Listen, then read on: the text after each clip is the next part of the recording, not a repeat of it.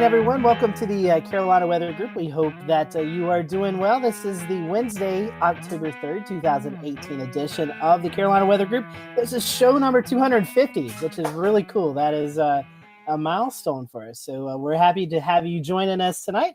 We have Chief Meteorologist Damon Lane on from with KOCO in Oklahoma City.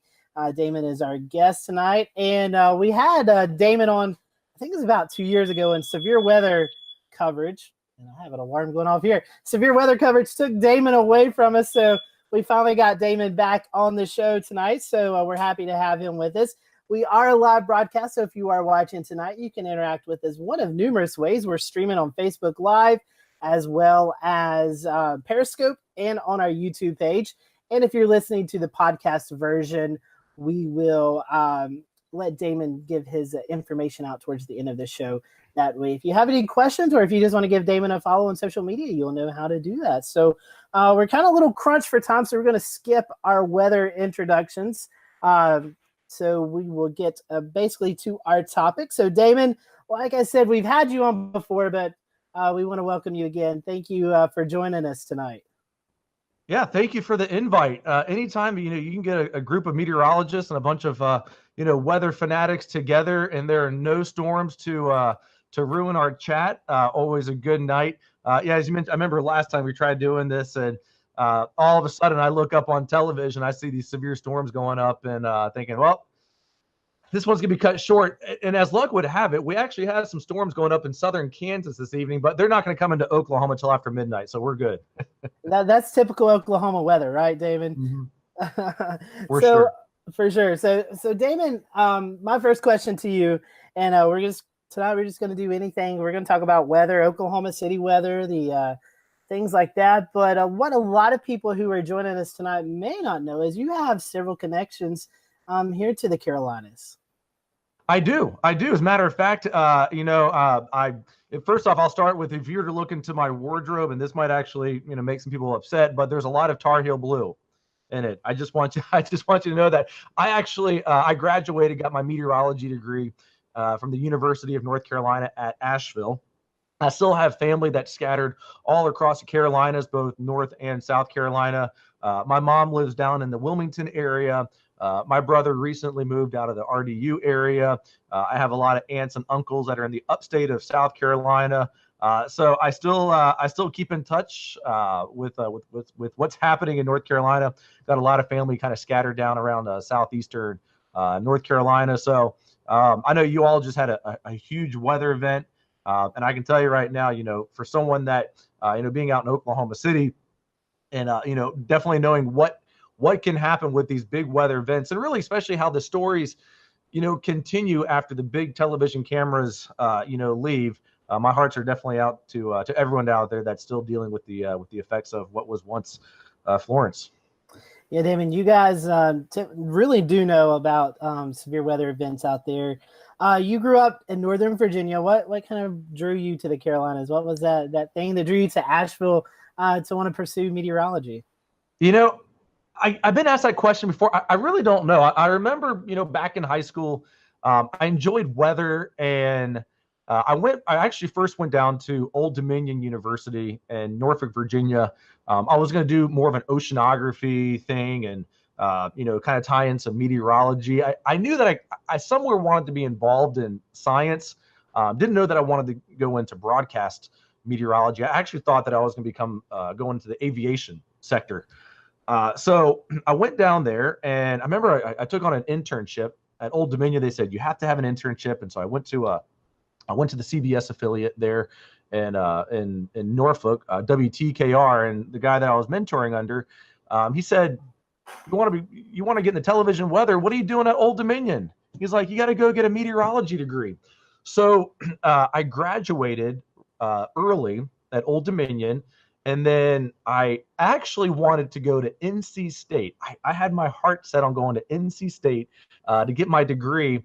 And I applied, and they accepted me, but they said, well, you already have a Bachelor of Science degree, so we can't give you full-time admission. You can become like a part-time student, so you can take no more than 12 credit hours a semester. And I'm like, well, I don't want to do that. And so then I sent out another application out to UNC Asheville, and got in there and found myself in Western North Carolina. And after that, found myself all the way out in West Texas. So let me tell you right now, when you go from Asheville, North Carolina to West Texas, where they didn't plant the trees as early, it was a big culture shock. But I really did enjoy my time in the Carolinas.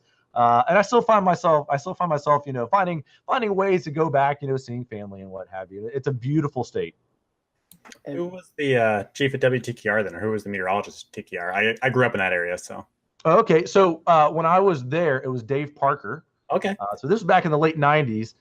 Morning weather was with Mike Simon, and I interned the mornings and worked with them. And of course, I remember I did my internship, and it was only supposed to be for a semester, and I had so much fun after that one semester. I said, "You think it's okay if I keep coming back?" And I'll tell you right now, they will never deny help on the morning show for as many hours as it is. And he's like, yeah, sure. Come as much as you want. You're not getting paid anything, but if you want to continue to watch.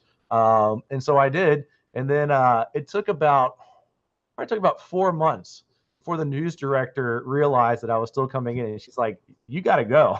Your internship is over. So I did that for about a year almost. Cool. And so, Damon, you were talking about Western North Carolina, moving out to Texas. Texas has a little bit of different weather from what we have here. And then from Texas, you moved into the Oklahoma City area, correct?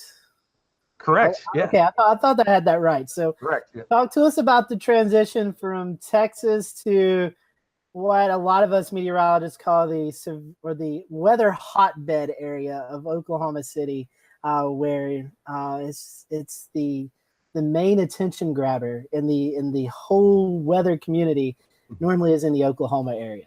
Yeah, it's the biggest city in Tornado Alley. I'll actually take it back a step even so and talk about first my transition from Asheville, North Carolina to Abilene, Texas. Because first off, in television, you apply, and when you apply for your jobs, you're trying to have someone say, look, I want you to hire me. I have absolutely no on-air experience, but please give me a job. And so I found myself out in Abilene, and I went out there sight unseen. No one had ever, kind of showed me any pictures of Abilene, Texas. I mean, we had the internet. This was back in 2004, 2005, but I had never been to West Texas at all. So I heard a lot about it in country songs, and I'm thinking, well, it can't be that bad. I mean, I've heard about it in country songs. And it's a really nice town. I mean, yes, it is West Texas. And so you're not going to have the beautiful, green, tall trees or anything like that. But in a West Texas standpoint, it was a lovely town. But I remember my very first week on air, and it was at the end of April. And I went on and I said, guys, it's going to rain today. It's going to be gray. It's going to be a horrible day. Immediately, we had a farm and ranch reporter. Remember, this is West Texas, so we have a farm and ranch reporter. He came out and he said, Damon, I need to tell you something right now, buddy. He's like, it is never a bad day when it rains out here. And we're talking about an area that averages at most about 20 inches of rain a year. So rain's a good thing. So that was a huge transition for me, was to everything that, I grew up, where we hated rainy days. It rained all the time in the mid-Atlantic, it felt like, to going out to West Texas where it might rain, once a month, and so that was a big transition. I was on the southern fringe of Tornado Alley. We had a lot of storms, but West Texas is very, very, kind of out there in the sense that all your population centers are pretty much in one spot in the county. So you can drive for, a good solid 30, 45 minutes and not really come across anybody, except just a bunch of cotton fields, wheat fields, ranch lands. So we would do severe weather coverage there, but I can't tell you how many times, you'd see a supercell go up, and they were pretty big. And they would, they'd stay over open land. Our television market down there was very large. It went from a little town called Knox City, Texas. We were the ABC affiliate for Abilene, but we were also the ABC affiliate for another television market south called San Angelo. So literally our television market went almost all the way down to the Mexico border. And there were many times when I, look out my window, look out, in the night sky, and we'd be doing overnight storm coverage, and I'd see thunderstorms. I'm like, how close are those storms? And they're like right on the U.S. Mexico border. But there are people down there, and so obviously we had to stay. But the biggest transition of all was, as the crow flies, Abilene and Oklahoma City are not that far away from each other, but the weather is much different. Obviously the tornadoes. We see, more frequent tornadoes up here, but also the population centers are much closer. And so while, we can have storms that we feel sometimes like they're out in the middle of nowhere, they're really not. There are a lot of little, population centers kind of, more so in western and central Oklahoma. So, there was seeing the impacts of storms that were happening to people. What may have been a baseball-sized hailstorm in Texas that didn't touch a single property was now touching people's homes here. So there's a big transition from that as well. So, to kind of go back to your question, is that the transition, especially from Abilene to Oklahoma City, was that a lot more people, and the effects on people are much greater as well. That's really kind of been the biggest thing of all. The storms are always going to be the same, as far as storms are storms, but who they affect, bigger population center, much bigger television market. And the very last thing I'll say about it is that, in Oklahoma City, we have created this demand and this, this desire of what television coverage should look like. And, and Oklahomans have gotten used to that. It didn't happen overnight. It happened a long time ago, but that right there is a huge learning curve as well, because there is this sense of how we do weather coverage, and it's different in Oklahoma City than other television markets. But it takes a lot more dedication, knowing that you are going to miss Christmases. I've had to miss a Christmas before.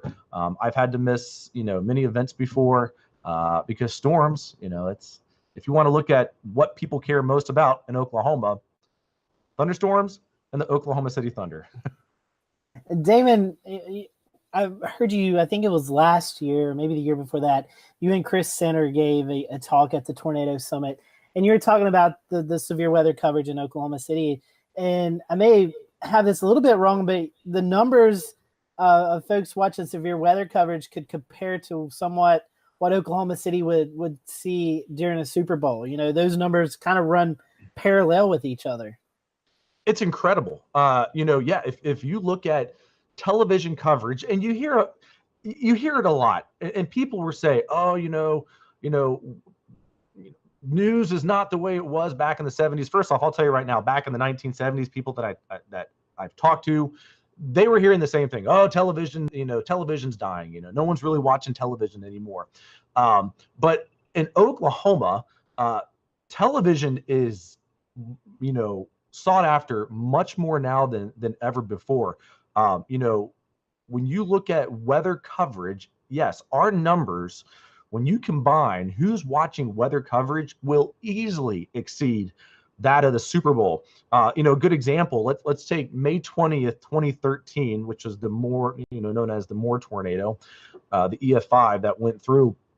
If you add up all the people in the Oklahoma City market, which is very large, that were watching local coverage that day, it was about 94% of all television sets were turned to a local news channel that day. We average about I think we have about 1.2 million people and about 700,000 households that have television sets in the Oklahoma City market. And I'm convinced that the 6% of people that were not watching local news that day was because they were without power. It's huge. Yes. Every bit, people love their weather coverage, and rightfully so, because our weather out here can get pretty bad. Yeah, we definitely want to talk about some of those storms here in just a little bit. But talking about the weather coverage, you guys, you have an army of tools to use. I mean, you've got helicopters, you've got storm trackers, you've got chasers who work for your station, who go out and cover these storms. You have Michael Armstrong, a meteorologist out in the field. So, and Ricky, I'd love for you to join in too, because you do this severe weather coverage too, but it's kind of different here where we live in the Southeast. So, Damon, you have a lot of tools at your disposal when you're doing this severe weather coverage. It's incredible. We are owned, KOCO Television is owned by a company called Hearst. And, when you look at,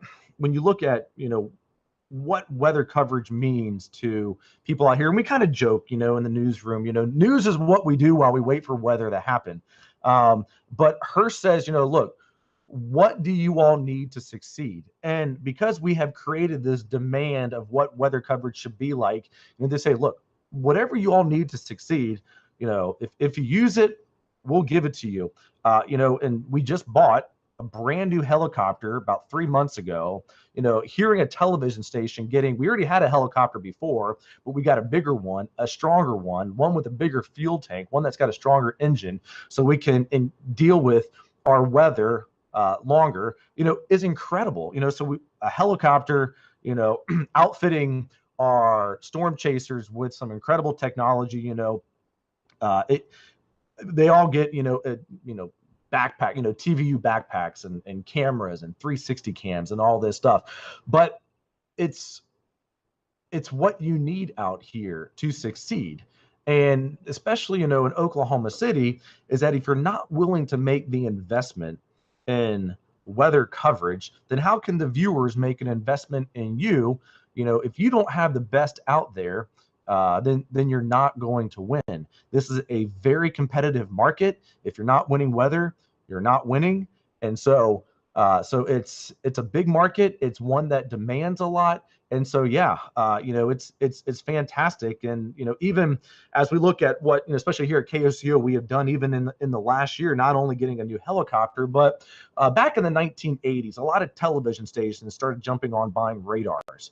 The radar was the sexy thing to have in a weather station back in the 1980s. Well, television radars have about a 30-year shelf life before, the warranties are long gone and things have to start getting replaced.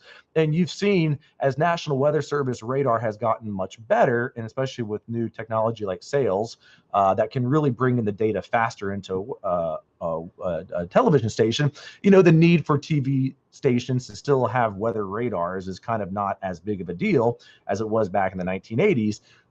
But here at KOCO, they're saying, oh, you all need a new radar. Here's $1.2 million. So yeah,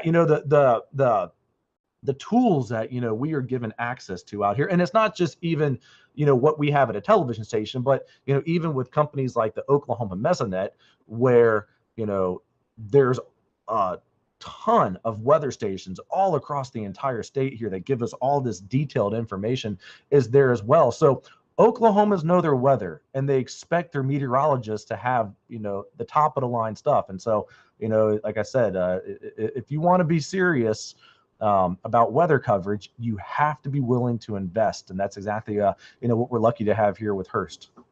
I think KOCO and Oklahoma stations, they're like the major league team, Scotty, and we're like the little league teams when it comes to weather coverage. Mainly because as Damon kind of alluded to, we don't have to do it as often, especially here in my area. It's been 2.5 years since we've had a big tornado event, and the equipment isn't necessary.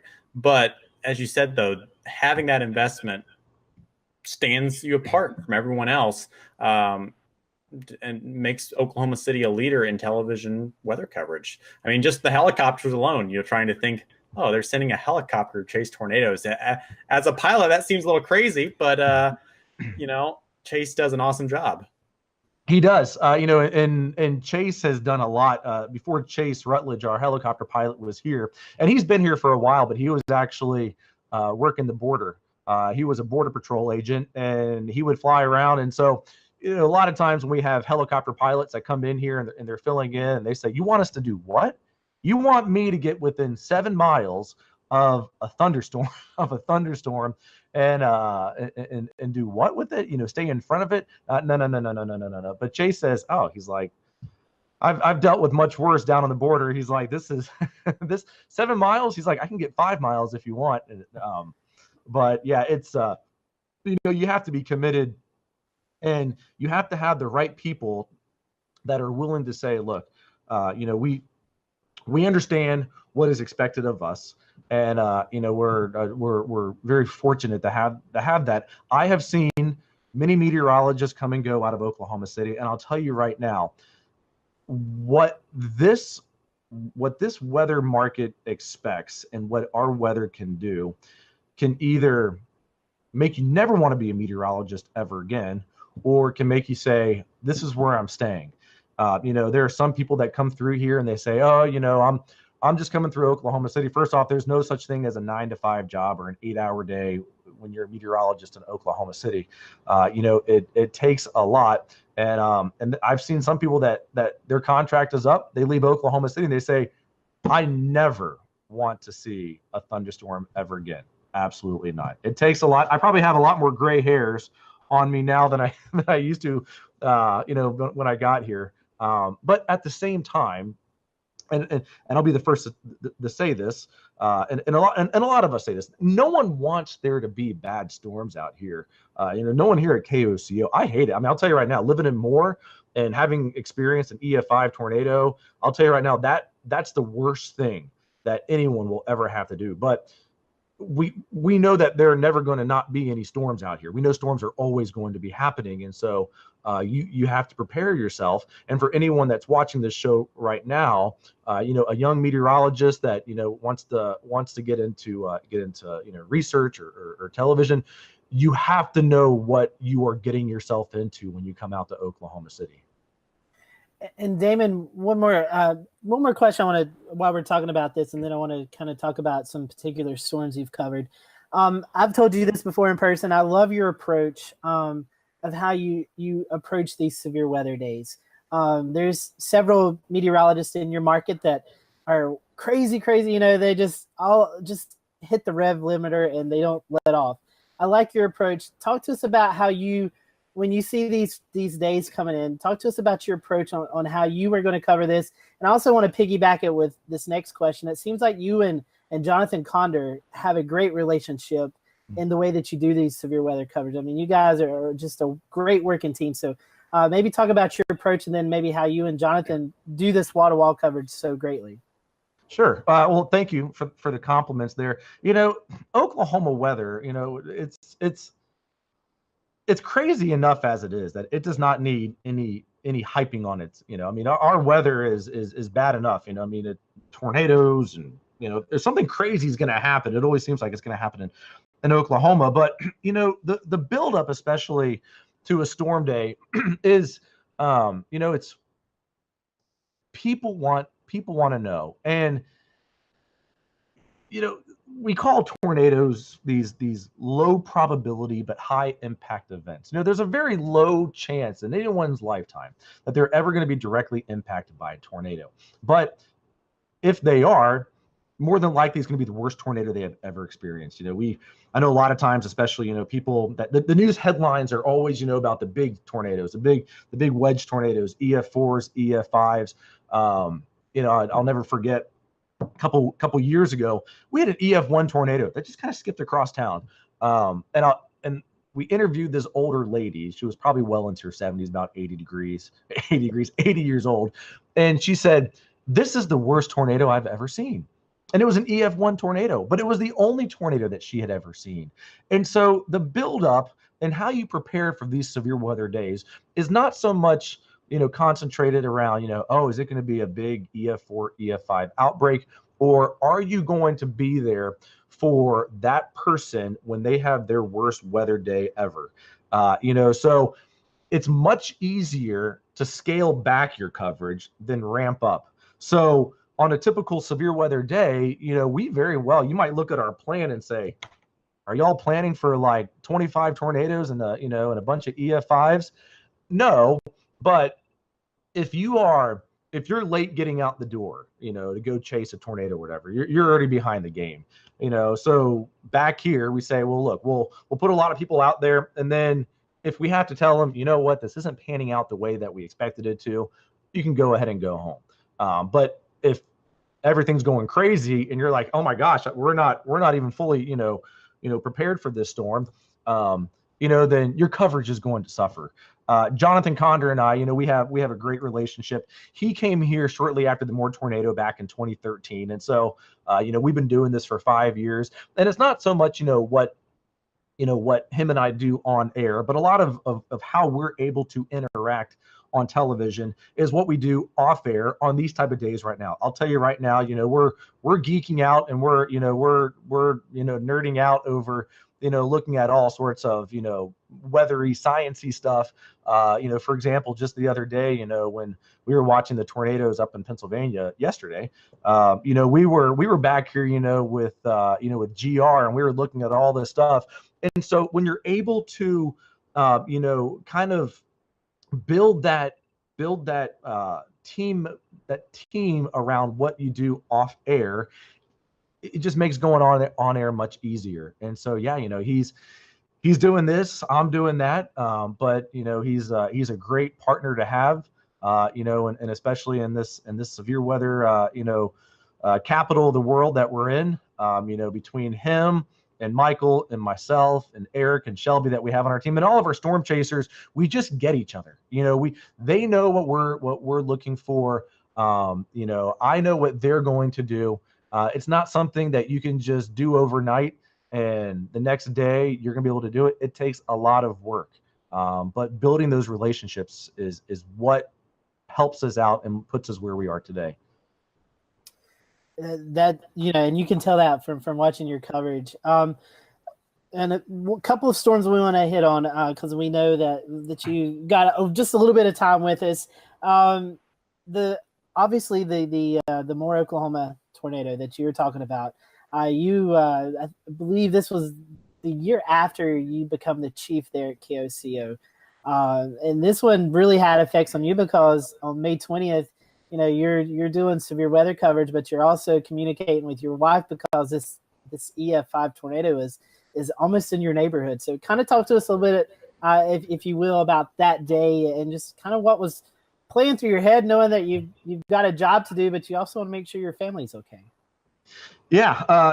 It's you want to talk about, jumping into the deep end, with both feet. I'll never forget, right after I become chief, back in 2012, there were online bloggers, and they were like, Damon Lane, like, why would they hire him? He was doing mornings, I guess we'll see, can he handle the big day? And there are a lot of meteorologists that will go decades and decades, and they might not ever even have a big weather event. And I'll never forget, I'm sitting in my GM's office, and their news director is in there, and she says, look, we know you can do this. You're the guy that we trust, that we think can handle a bunch of EF5 tornadoes all happening at once. But does the viewer know that? And so, after I became chief, and we went through a couple months of, not really having a whole lot of what I'll say weather. Weather really wasn't all that active. And they said, oh, yeah, he's up there talking about sunshine. Whoop-de-doo, is he gonna be able to do a tornado? Well, on May 19th, we had storms that went up, and they went up just over Oklahoma City. And then they really did a lot of bad stuff just east of Oklahoma City. And I woke up the next day, May 20th, and look at the information, and the dry line is pretty much just a little bit farther west of Oklahoma City. And so I went into work early that day, and of course the weather, we knew that there were going to be storms. Everything was still kind of looking the way that it did the previous day, just a little bit farther to the west. So I kissed my wife at the time. It was just my wife and I and our dogs. We didn't have a child at the time, and I kissed her goodbye, and I said, hey, might be a long day. So at about noon, I sent her a text message, and I said, hey, you probably want to go home early today. Storms look like they're going to go up about 1, 2, 3 o'clock. You don't want to be on the roads when these storms are going up. I still have the text messages saved, and we started our weather coverage, and we had one storm that went up, and it kind of fizzled out a little bit right over Oklahoma City. And we thought, well, there was that. And when you looked at all the weather information coming in that day, everything targeted well south, like the Lawton, Oklahoma area. But just kind of looking at all the details that we had and what I had the previous day, we pretty much bunched up a bunch of our storm chasers from Oklahoma City down to Newcastle, down to Chickasha, and then some just down by Lawton, Oklahoma. And suddenly a storm's going up, and we're in our coverage, and I look down, and my wife had just sent me a text message, and she said, hey, what's going on? And at this point, the storm's already, hooking up, and I'm like, get home now. And so she's going home. I'm on air. This huge tornado is happening. And suddenly I get another text message from her, and she says, I'm trying to race home really fast. I can see the tornado behind me. Well, go back about 6 months prior to that, we had just gotten married. And as a wedding gift, someone gave us a storm shelter. Of course, I'm joking, thinking like, why am I going to need a storm shelter? If I'm at home and a tornado's coming into Moore, I'm in deep trouble. I should be at the station. Well, because we had just gotten married and she had just moved in, she didn't yet have a key to her house. She had always entered in and out of the house through the garage, electricity. Well, she got home about 30 seconds before the electricity went out. She sends me a text message. She says, I jumped into the tornado shelter. We had a big husky Malamute. And she said, Skylar tried to bite me. So I put him in the pantry, and this tornado is coming right into our neighborhood. And I'm freaking out off camera because I'm not knowing, whether or not, my wife is going to make it or if my house is still going to be there. But I knew that I can't freak out on television. If the meteorologist is freaking out, how are you supposed to stay calm, Well, I didn't hear from her for a little while. And as a matter of fact, the very first time that I actually heard her voice was live on air. I gave my phone to my general manager and I said, get my wife on the phone. And she went on air and she's like, it looks like a war zone in our neighborhood. There's no way that you can ever prepare yourself for how to handle yourself on television when there's a natural disaster happening, whether it's an EF5 tornado or a hurricane. As much as we are here to present the weather, we are also experiencing the weather personally. And I remember I didn't go home that night until about 3 o'clock. And our house was, for the most part, just fine. If you ever look at, tornadoes, look at it from an aerial shot, you can have one street that is completely knocked out and there's nothing standing on the street. And then another street looks like it was hardly touched. And we were kind of in that area, hardly touched, other than some cosmetic damage, a little bit of roof and some window damage and some fencing damage.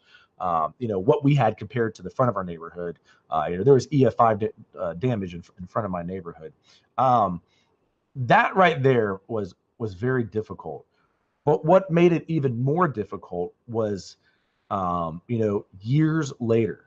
And I'll never forget the following year, ABC in 2020 wanted to do a docudrama on the storm, and especially targeting the tragedies of what happened at Plaza Towers Elementary, where a wall fell down and killed a bunch of children.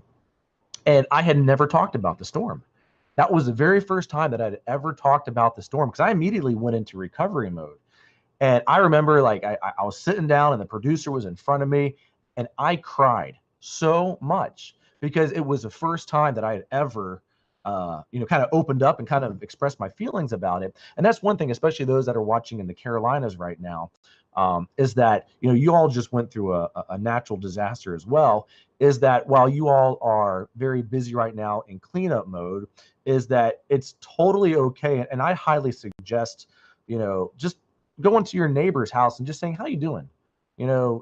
What's your story? Everyone has a story of what happened with that event down there. Because what can happen is people keep it bottled up inside and they never really get over it.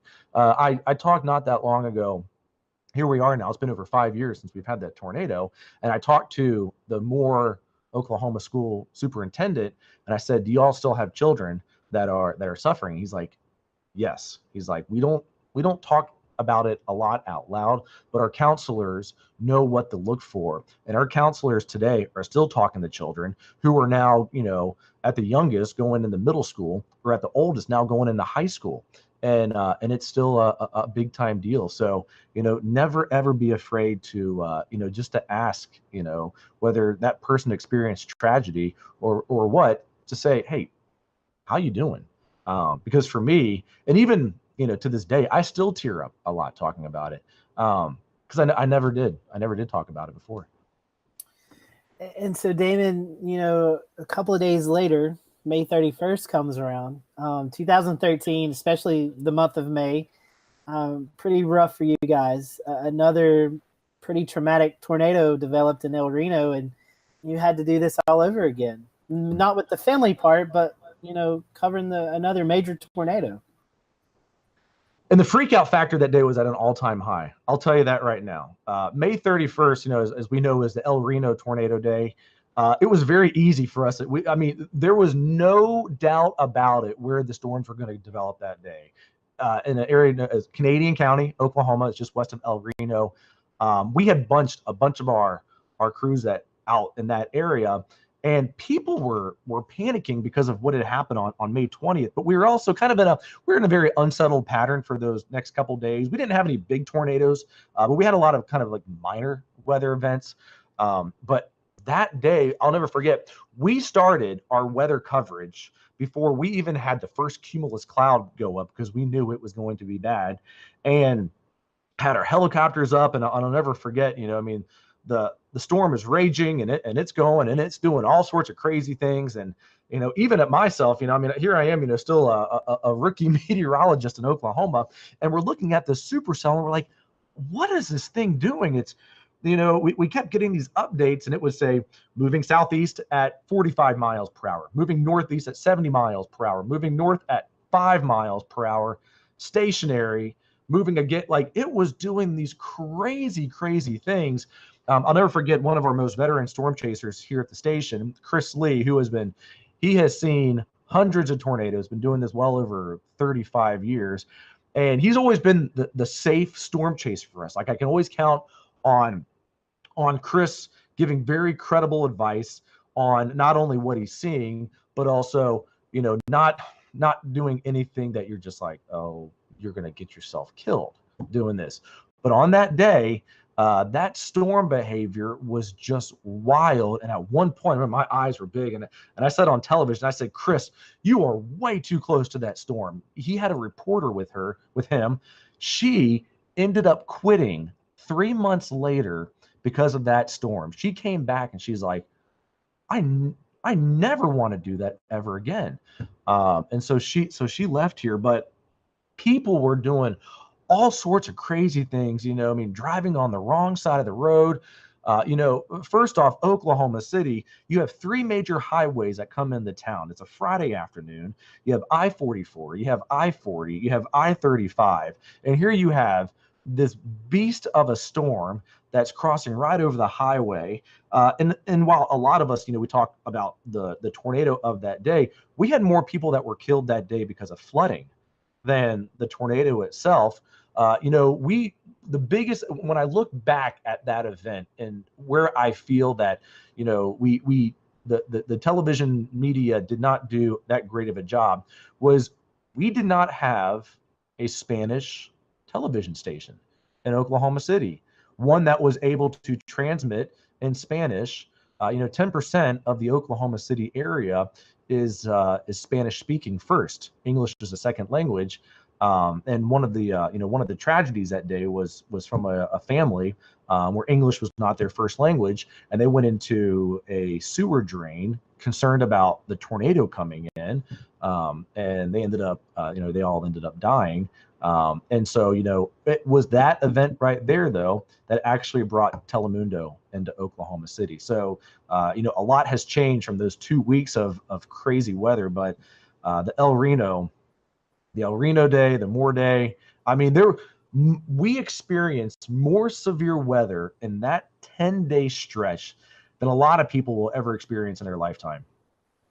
Yeah, there's just, from watching afar, it's just amazing to see, that stretch of time come in with those major outbreaks.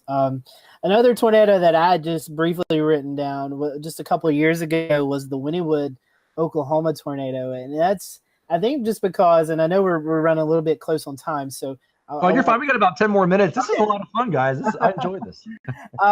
Chris Sanner, one of your storm chasers, really got some great footage, and I think it may even win you guys some awards for the coverage of that. I mean, talk to us a little bit about that. I mean, that was just crazy how close he was, and but in a safe place, and just another amazing coverage by you guys. Yeah, that day was it was funny because actually before the storms even went up, we actually had a plan already set out for all of our storm chasers that day, and Sander walked into the weather center and he said, "Well, you know what? I'm going to go ahead and just go down here. I don't know. It looks like it might be the first to go." And we said, "All right, that's fine." And he was actually northeast of the tornado, which a lot of times you hear people say, "Oh, you want to be southeast of the tornado," being able to look into it. He was northeast of it, and he was chasing by himself. And he was in an area that, I mean, just the visual effects of the storm, and you're able to see it so well. And he got up on top of the hill and looked right down into it. And it was that investment, especially as I told you, that Hearst, they will invest in their employees if you're willing to utilize it. And he had just gotten a brand new backpack, a brand new camera, and he got down there, and I mean, to this day, I'll never forget. My Twitter feed is blowing up, and I'm thinking, like, did I say something on television that I shouldn't have? Because I went over and looked, and I had 190 mentions or whatever. And what had happened was Dallas Fort Worth station, WFAA, I think it was WFAA, one of our sister stations down there, pretty much broke into their weather coverage and said, there's some craziness happening right now in Oklahoma. Look at this video. And they were trying to commentate over it and kind of, talk over the video. And then eventually they just said, we're going to shut up right now. And we're going to let Oklahoma State, we're going to let KOCO go ahead and take over the airwaves here in Dallas, Fort Worth for the next 10 minutes, because this is some incredible stuff. And so I had a lot of friends on the Dallas area, and they're like, Damon, you don't know this, but you're on live right now in the Dallas Fort Worth area. I had a friend of mine in South Africa, because we're also a CNN station, and CNN International picked up the live feed as well. And she was in South Africa, and she just so happened to look up, and she's like, that's Damon Lane. I know that guy. I used to work with him. But it was incredible. And yeah, the following year we took home a bunch of awards for that, one being an Emmy for breaking news, which breaking news is actually a news category. So when you have weather that is winning a news category, that's a big day. In our, I still look back to that day and I look at that storm. I remember on television thinking like, this, I don't even know what to say about this. Like, I almost felt like just stepping off the camera and saying, look at this, because words, nothing that I was saying was going to provide any, I guess you could say, additional information to the storm. I mean, other than telling people where it was going, it was so crystal clear, and just incredible video. Yeah, and to this day, we still utilize that, all over promos. Damon, a question. You guys obviously get a lot of big tornadoes, a lot of big weather events. When is kind of the moment to ramp up your tone or take a different tone that we've seen people react to? That's a great question. That's a really good question. The time that we begin to ramp up our tone, it kind of varies. It's, you look at more of the impacts that people are dealing with. If you've got, golf ball size hail coming into a town and it's going to do some harm, you definitely ramp it up there. But also knowing, when the storm is expected to go to kind of take it up a notch. Let's say you have a severe thunderstorm warning, and you're, it's a severe thunderstorm watch. Okay, well, that was expected. The days that really concern me and when we really begin to ramp it up is when, let's say you have a tornado watch, and you've got a pretty legit tornado probability. Let's say you got a 10% hatched, 15% hatched, or you've got a PDS tornado watch and you start getting your storms going up. There are some days where we kind of joke back here and we say, oh, the dynamics of today, are so are so out there that I bet they're just the second a storm goes up, they're just going to put a tornado warning on it because you had those type of days. So it really varies on what the data is telling you. What the atmosphere is capable of producing. If it's July and you have, your LCL sitting at 3,000 meters and you've got a severe thunderstorm warning, well, that's going to kind of be your garden variety type severe thunderstorm warning, as we call it out here. But if it's May 15th and you're in a high risk and you've got a storm going up and that it's not a matter of, will it tornado? It's, or if it's going to tornado, it's, at what time is it going to tornado? That's when you really ramp it up. So, each day is different. It all kind of depends on what the atmosphere gives you for the day. But, you can have your days where it's just kind of, you got to say, weather. And then you're going to have your days where it's like weather with a capital WEATHER type thing. I love the fact that in Oklahoma we can use tornado as either a noun or an adjective or a verb or whatever. It depends on how bad the day's going. It's tornadoing today, or they're going to be tornadoes, or exactly. Jared, you got something? Yeah, Damon. On these all caps weather days, how do you keep your cool on air, and how do you keep going for hours and hours? Sometimes I'll look back at a weather day and I'm thinking like, wow, we just did that for 6 hours. Holy cow. It's one thing, especially that I do have to do out here is energy shots. I mean, I'll tell you right now, if you were looking at my drawer right now, you see a bunch of energy shots, or and I'm not afraid to admit it, but there have been some weather setups when I look at them, like thinking, the next 2 to 3 weeks are going to be crazy. And I'll go to my doctor and I'll say, I need a B12 injection. And it's a B12 shot, costs about $15. And it's those days when, I can wake up the next morning having only taken 2 hours of sleep, and it feels like I took 8 or 10 hours of sleep. You definitely get an extra pep in your step. But the thing is that out here, it goes back to, you have to be there for your viewers, and your viewers don't care if you got 2 hours of sleep the night before. They don't care if you're so tired and you can barely keep your eyes open. What they care about is, are you there for them? And actually before I went that route, we had a day when Dr. Oz came into the studio and he was promoting, his television show and whatnot. And so I actually was watching him. I'll never forget. It was the day that Hurricane Sandy struck, because he actually lives up in New York City. And he was like, hey, what's with this storm? And I'll never forget fanboying. I was a fanboy talking to Dr. Oz in the makeup room about weather. But I asked him, I was like, what's the deal? What is it okay for me to do this? And he said, look, it's okay for you to do it as long as you do not let it become permanent in a way in which you are trying to cover up an unhealthy lifestyle.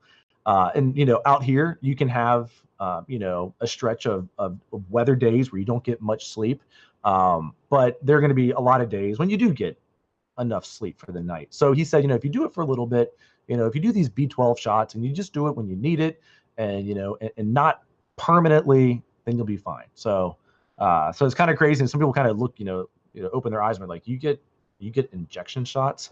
But out here, sometimes you have to. Damon, last question for me, and because I know we've got to let you go, but a question we get here in the Carolinas that kind of applies to you out in Oklahoma. Severe weather obviously is tough to forecast, but you guys also have a tough time with winter weather. It seems like you guys get a little bit of everything. And even this past year, or just recently this year, back in February, you even got some lake effect snow there in Oklahoma City. It's crazy, yeah. And there's this joke, and every time, you get a weather model, and especially nowadays, you get someone that wants to post hour 384, the GFS, and it shows, that Oklahoma City's getting 25 inches of snow or whatever. It's snow. Winter weather forecasting is difficult for us out here, mainly because of how far south we are. And it's rare that we saturate the entire column below freezing. There's always going to be a warm nose in there somewhere. And so it's a lot of ice and, some snow mixed in and what have you. So yeah, winter forecasting is difficult out here, especially because, you know, we can have pandemonium over a freezing drizzle event.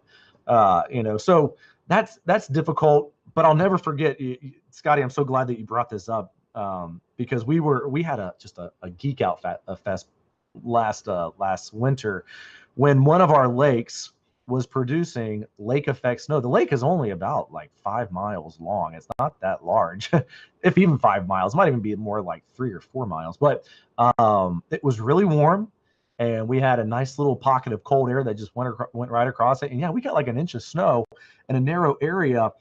There was another event that happened a couple years ago where, and if you go on YouTube, you'll totally check it out.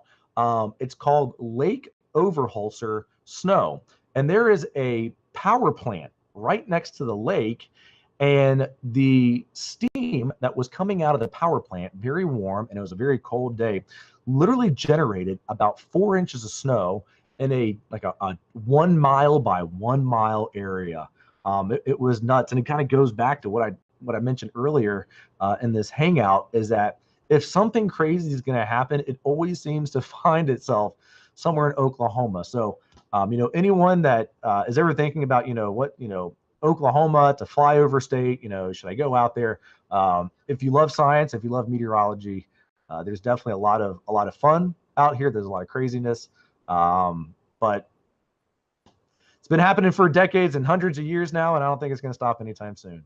It's like that little satire video. I can't remember who put it together, but it was Oklahoma weather, and it featured all of you guys. It went from blizzard warnings to wildfires to severe weather, flooding. I mean, you get it all there in Oklahoma City. I know you love your community. You're a big Oklahoma City Thunder fan. My last question as we close up is tell folks here in the Carolinas why they need to come out to Oklahoma City. Say that again. Tell folks what is so cool about. I mean, I enjoy going to Oklahoma City. Kind of promote where you live. I mean, tell folks why they need to come visit out there. I mean, it's a beautiful place. It is. I'll never forget when I moved out here, and my dad came out here, and we were looking at homes, and he, was up in Northern Virginia, had never been to Oklahoma, and he said, "You know what? Oklahoma City is not that bad. I really enjoyed it." When you're in Oklahoma City, you don't really feel like you're in a landlocked state because you have big bodies of water all over the place. There's a lot going on out here. Not only, do we have an incredible professional sports team, which, as a meteorologist, when the sports team is named after a weather term, you're in a good place. But there's a lot of history out here, and especially for those people that they kind of fly over the Central Plains on their way out to the West Coast. Find a time to swing by Oklahoma City. There's a lot to do here. From a social standpoint, from just a relaxation standpoint, if you just want to be able to relax. But number one is that if you're someone that says, I need to move somewhere, the cost of living in Oklahoma is much, much cheaper than really anywhere else in the United States. And so if you want to stretch your dollar as far as you can, trust me, go out to Oklahoma. If you're looking at trying to buy a house, go on Zillow and just look at, what homes cost out here, and you'll say, oh, wow. But there's a lot of good, and actually the mayor of Oklahoma City he just tweeted out just moments ago, said the unemployment rate in Oklahoma City is now down to 2.3%. That's below the national average. There's lots to do out here. A lot of big businesses are coming out here as well. Boeing is sending, a bunch of their employees out here now. Northrop Grumman. Lots of oil, lots of natural gas. If you're someone that's looking to try to get a job and you want a career change and you want somewhere where you can really stretch your dollar as far as possible, definitely give Oklahoma a chance. And the weather, we'll always have weather, but don't worry, there'll be people on television telling you what to do when it gets bad. That's right. Well, Damon, we have really appreciated having you on tonight. Glad we could finally get you back on. For our followers who are watching tonight and maybe listen to the podcast later on, how can they get a hold of you if they ever out in the Oklahoma City area and want to get the weather information? Thanks for having me, guys. Thank you, Damon. Appreciate it. And you guys can follow Damon at KOCO Damon Lane, I think is his Twitter handle there. So Damon had to get going there. But guys, again, Oklahoma City, pretty busy. I'm glad we don't have to worry about all those big tornadoes here. It's the rare night when something's not trying to kill everybody out there. That's right. That's right. Well, guys, you have any closing thoughts before we log off for the night? I know we kind of teased the helicopter stuff, but if you really have not checked out their helicopter pilot Chase on Instagram and Twitter and stuff, he's really cool, posting really cool stuff, especially if you're in aviation. When storms come around, there's some cool stuff there too. So check that out. It's a pretty neat follow, and we're gonna have to work on getting him on the show here in the future too. Yes, that would be a great. Maybe biased a little bit, but that's different. Well, do we talk to Chris again? Yeah, but again, I looked it up. It's at KOCO Damon Lane. That's how you can follow him on Twitter, and meteorologist Damon Lane on Facebook. So again, just a great show. Just the personal stories that he brought. In fact, Jared, I actually saw your facial expressions as Damon was talking. I mean, just some crazy stories from just his first year of being a chief meteorologist. No, I mean, I couldn't imagine. I couldn't imagine having to do my job thinking that my family was in mortal danger. Yeah, that is cool under pressure. I mean, that's professionalism. It's getting it, because he's right. If the meteorologist is freaking out, what do you think everybody else is going to do? I mean, they'll either turn him off because they think he's overreacting, or they're going to freak out too. Yeah, it's something else. And Ricky, you are better at this than the rest of us here. That severe weather coverage. Have you ever thought about what may be like covering severe weather where your home may be affected? I thought of it. I haven't obviously had to do it yet, but it is something you think about a lot. And as Damon kind of alluded to, the only way you can really do it, especially if you're the chief, is to kind of send a text, or maybe have someone else try to reach out to them, or throw it to one of your other team members and say, hey, take this for a minute or two and maybe make a quick phone call. But that's about it. And that's a real struggle for a lot of meteorologists too, and not so much the meteorologists, but for their significant others, and having them understand that, hey, I can't be there, quote unquote, be there for the family when there's a big weather event going on, because it's my job, it's my obligation. And so it's something you kind of have to talk about. And I've even talked about it with girlfriends I've had, said, hey, if there's a big weather event, it's not that I don't care about you, it's not that I'm ignoring you, it's just, it's my job to cover this for people on air, because a lot of people rely on us, and as Damon alluded to, we're the people they turn to. So, and Ricky, as you say that, and Jared, I would love for you to jump in, because you and I kind of do the same thing with social stuff. I'll during severe weather coverage, we may be doing Facebook Lives, or working with emergency management officials. I'll look at my phone from time to time, and I'll have 20 some text messages, Facebook messages from friends and family. And what's the storm going to do? How's it going to affect me? And it's not that you want to ignore them, but your attention is not on that. And it's kind of hard, when these big events come around, because you don't want people to think that you're kind of blowing them off, but it's just, your mind's so set on what you're doing at the time, getting, weather information out, as quick as possible. Yeah, and that can be a point of contention at times. In my experience, I mean, I've got to, I've got to try and keep that, kind of front of mind at the same time. I can direct some people to what I'm doing, but if it's family and friends, they're like, hey, I got his number. It's like, hey, I'm married to him. He probably should be telling me first. And so that's a balance that I try to find. It's difficult, and I found that in those kinds of situations, when dealing with, with family, is that it takes a lot of planning up front. And early heads up is like, look, like I've gotten into the habit of saying, look, today doesn't look so good. It doesn't, it doesn't look like a good day. There could be something that goes on, or it's like, oh, the hurricane's coming. And of course, my wife, she knows better than most. She's like, nah, it's going to Wilmington. Charleston. It always goes to Charleston. Yeah, exactly. But as Jared kind of was saying, what I did during Florence, Scotty and guys, is I started doing videos about every night or so leading up to it, and then a little less frequently when it wasn't going to impact Hampton Roads. I was pretty confident it wasn't going to impact Hampton Roads. And that was kind of my way of, letting people know without having to respond to every single message. And oftentimes I didn't respond to a lot of messages. It's just, or I would. And look at that. His friends cut him off. Yeah, there it is. You're back, Ricky. Your internet went out, Ricky, so you might want to say that. I was saying things. But just doing a video that then you get posted to everywhere helped me a lot during Florence. Yeah, Facebook Live is a great thing. I utilize that. What's your questions? How can I answer these questions you may have? So, James is in our little internal chat here said let's shift to tweets of the week. So, James, I'll let you go ahead and go first since you've got a couple that you want to share. I've got a couple. I'm making up for lost time the last few weeks.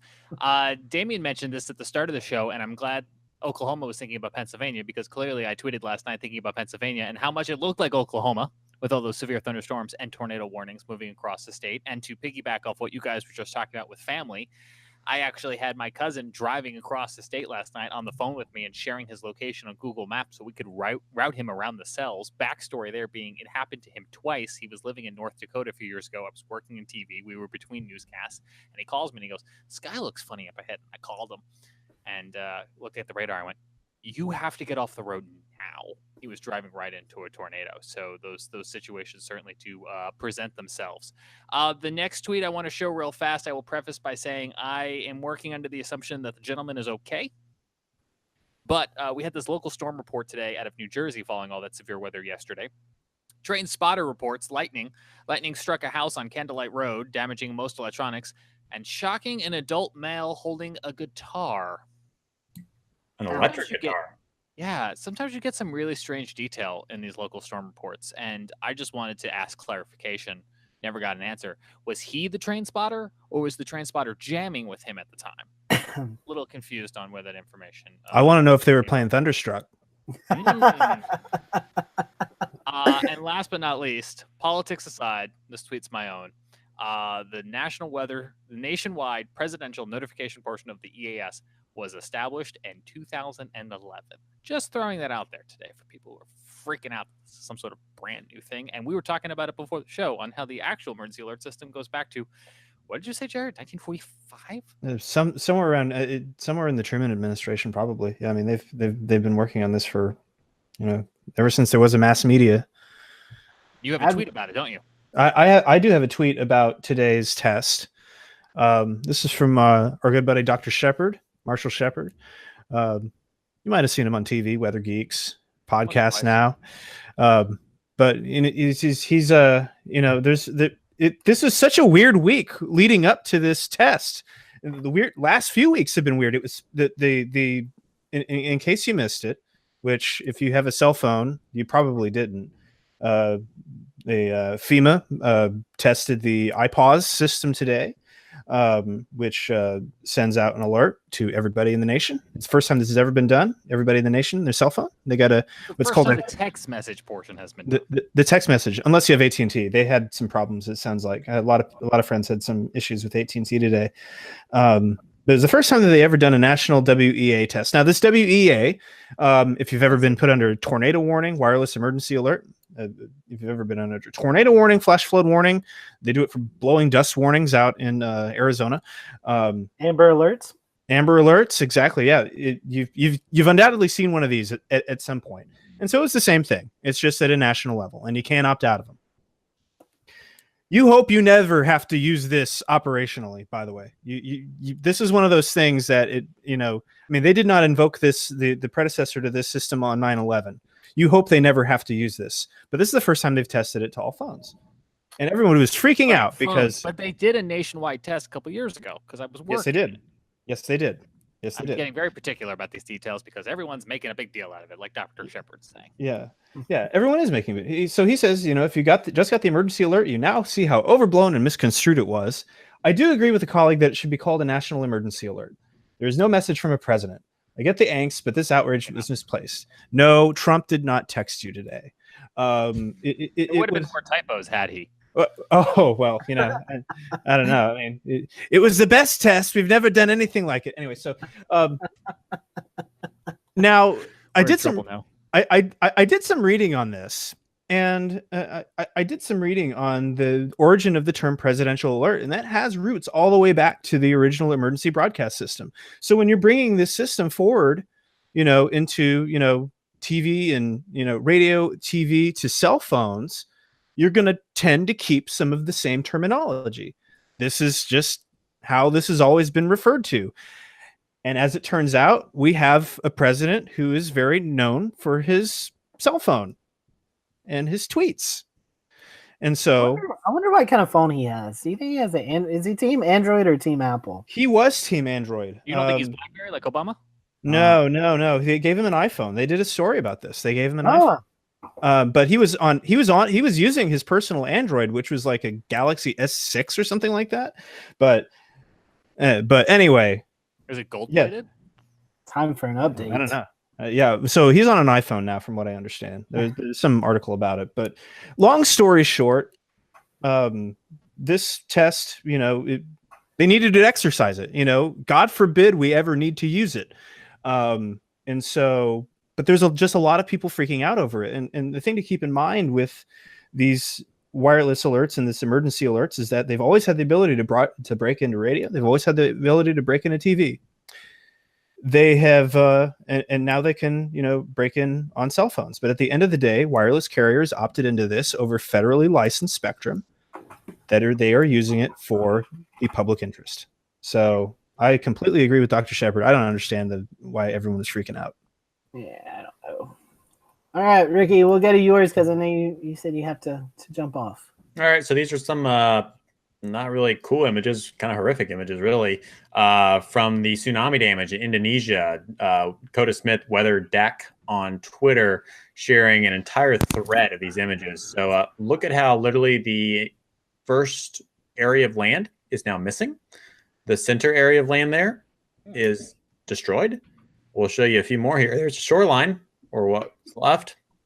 The bridge that we've seen in some videos, that's gone. Structure off the shore, which looked like a pier, that's missing. And hundreds of homes just basically wiped out. And some roads now gone. So a lot more images here. Say what? How did they capture these? These are from, I'm assuming, some satellite imagery. Yeah. That was taken. I don't know exactly what satellite here. Can I just say, if you've made it to this part in the audio podcast and you have not yet moved over to the visual portion of the program, this week's a good week to check us out on YouTube. Yeah. So some crazy images there. Oh my God. And from what I understand, Ricky, they had some problems with their tsunami alert system too. Would not shock me. The video, I've only seen really one video, guys. I don't know if you guys have seen any others. If you have, let me know, tweet me or send it to me. I've seen the one from the guy who looked like he was in a parking garage or something, and then, holy crap, a huge wave. Yeah. I mean, that is a crazy video. Part of me wishes he would have stayed there and shown it, but glad he survived and everything, as many people obviously didn't. So hey Ricky, let me ask you this question, and it's just occurring to me now. We had this big tsunami, as you're showing us, in Indonesia, but I feel like it didn't really make the news here. No, it didn't, which is weird. I know Today's Show or NBC just got over there yesterday, I want to say, and was sending out some videos and stuff. A lot of this area, from what I understand, is not very accessible, even still. I know they were trying to get to a lot of places still because of obviously the roads that got washed out. And remember, tsunamis occur after earthquakes, as you guys know. And so you had the earthquake damage too. And then you had the tsunami damage. So it was a bad combination altogether. But, not that we have a huge risk along the coasts of America. We have obviously a tsunami risk, but things like this always just kind of make you think how badly prepared we probably are along the coastlines if we ever had a tsunami. Jared, didn't we have a scare and a false notification? Yeah, we've had several. If nothing else, kind of just reminded everyone. Well, and keep in mind, it was a tsunami in Indonesia that started the whole in 2004 that started the the trend to really beef up the tsunami warning system in the first place, which is what makes that much more remarkable that this has not been in the news here. Yeah, because that was nonstop in the news at the time. We could do a whole show on. Hey, you're just talking about tsunamis. I'm going to talk to Dr. Kreitner, our good friend. Maybe she can find us some good people to talk about tsunamis. That's a great idea. And Norfolk, Virginia is a tsunami-ready city, so. Yep. I've always wanted to. Y'all. Thanks, Ricky. All right, Ricky. Yeah. Oh, so let me grab mine right quick. This will make a lot of you folks happy who are... Ending on a high note, I hope. Yeah, who are just so sick and tired. Whoa. So sick and tired of this hot weather. It's snow globing in Calgary tonight, or yes, last night. Can you make the full screen for us? I just want to take in those snowflakes. Yes. There we go. There we go. Let's play it again. Are you telling me it's actually October in certain parts of the country? Yeah. The snow globing. No, James, to be clear, that's Canada. That is Canada. You're right.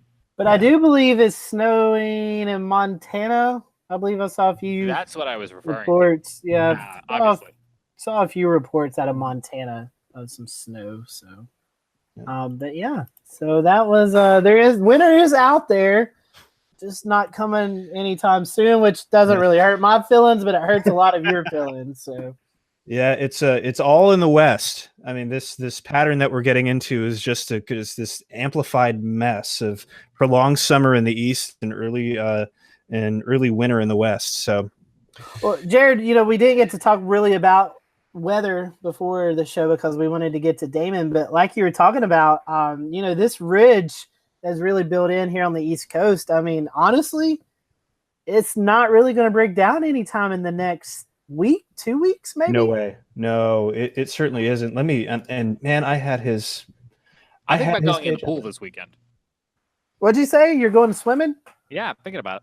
All right, hey. Yeah, they're closing our neighborhood pool on the 7th. I think they may have made a mistake on that front, truth be told.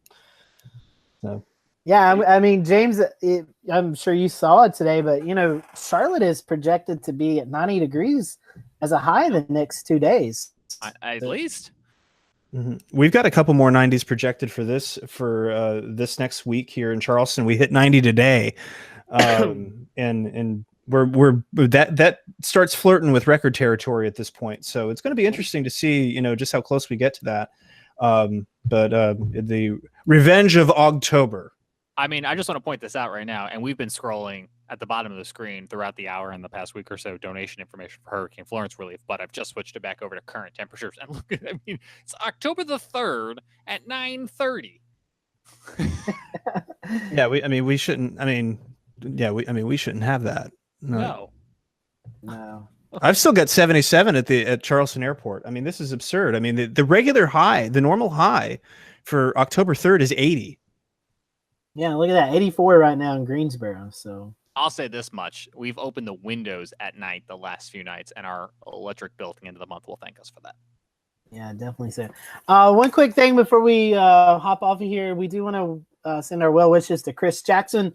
He battling a little bit ailment this week, so that's why he was not on. And Shay Gibson is en route to New Mexico for a family wedding, so that's why Shay's not here. But Jared, why I bring up Shay is because Shay normally talks about the tropics, but we're gonna have to keep our eye in the Caribbean Sea this weekend into next week. We might be flirting with our next tropical system about this time next week, and if it gets in the Gulf, Katie, bar the door. Yeah, that the tropical cyclone heat content. I was looking at that for a post a couple days ago. I mean, it's bathwater still in the Gulf. I mean, that's you get towards October, you got to start looking a little more homegrown at this point. You're thinking Caribbean, you're thinking Gulf. Still out into the Atlantic a little bit, but models have been hitting on something there. Where it is, it's hard to say. It's still just kind of a signal right now, but it is something. It's still hurricane season. Folks. Still got to watch this thing. Hey James, can you toggle to the 5-day forecast on this? Give me a minute. I can. Okay. Yeah, I believe it's up to 30. I was going to say I think it's up to 30% in the 5-day, but I didn't want to say 30% without pulling it up there, because I'll just pull up the actual. That's just a still image that folks are seeing on the screen. So let me do this here for us real fast. And so what we're saying is, if you live even on the southeast coast, if you live in the Gulf of Mexico, you know, we still have to keep those tropical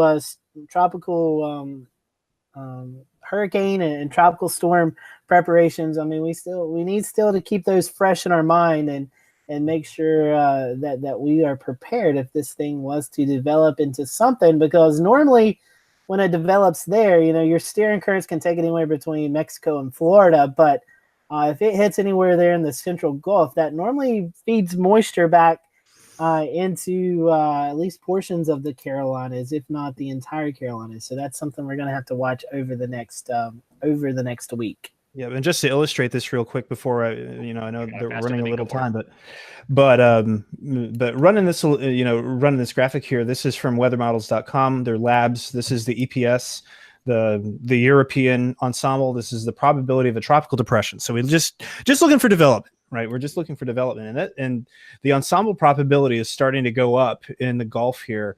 This is next Thursday. So, that being said, plenty of time to watch it, but something might be trying to brew out here.